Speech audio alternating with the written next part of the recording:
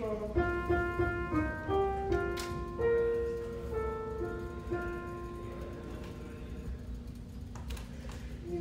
you, Lord, should mark iniquities, Lord, who could stand?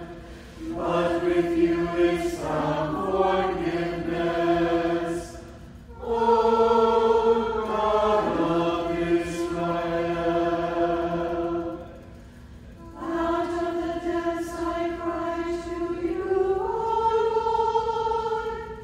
Lord, hear my voice.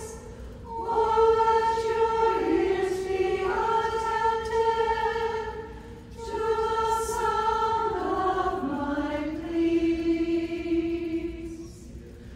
Glory be to the Father, and to the Son, and to the Holy Spirit, as it was in the beginning, is now, and ever shall be, world without end.